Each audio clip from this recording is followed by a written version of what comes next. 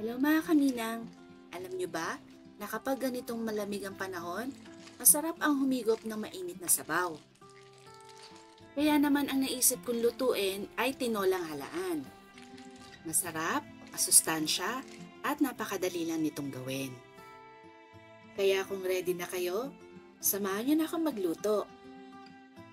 Welcome to Minang's Kitchen! Gagamit tayo dito ng isang kaserola o kawaling may takip. Buksan ang kalan at ilagay ito sa medium flame. At maglagay na rin tayo ng mantika sa ating kawali. Kapag mainit na yung ating mantika, ilagay na natin yung ating hiniwan luya.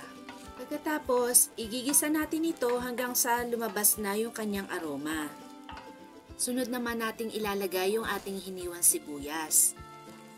Siguro igisa natin ito ng mga 30 seconds o kaya pagka nakikita nyo na medyo nagiging translucent na siya.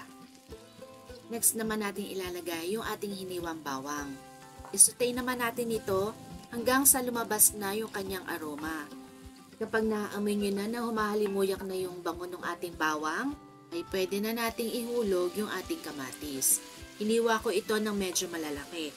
Isutay natin ito hanggang sa medyo maging malambot lang siya. Pagkatapos ay isusunod na nating ilagay yung ating hilaw na papaya. Ang gawin nyo nga palang hiwa dun sa ating papaya ay maliliit lang para mas madali lang siya maluto. Sinama ko na sa gisa yung papaya para medyo maluto na siya bago natin siya pakuluan mamaya. Igisa natin yan ng mga 3 to 5 minutes. Katapos nyan ay pwede na natin ilagay yung ating halaan. Yung halaan natin pagkabili nyo, ibababad nyo muna yan ng mga 1 to 2 hours para mailabas niya yung buhangin na nandun sa loob niya.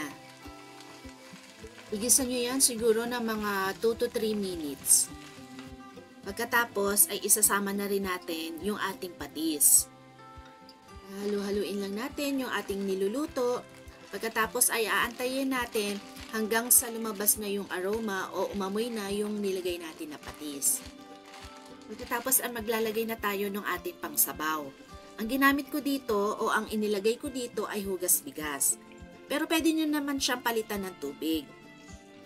Sasama na rin natin sa ating pagpapakulo yung ating tanglad at yung siling haba.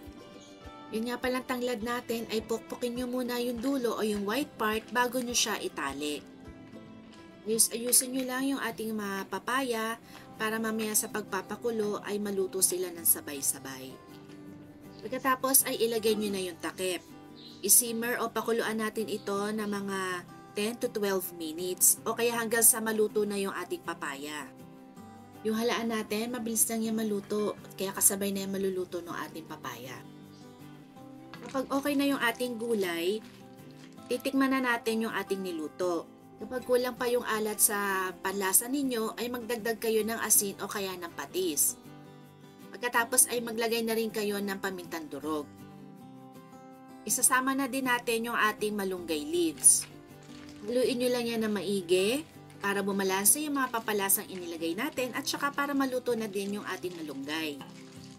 Katapos nyan, ay ready to serve na ang ating tinolang halaan. Kaya kung gusto mo pa ng mga ganitong recipes, mag-subscribe ka na sa Minang's Kitchen. Click mo ang subscribe button and notification bell para ma-notify ka sa mga susunod ko pang luto.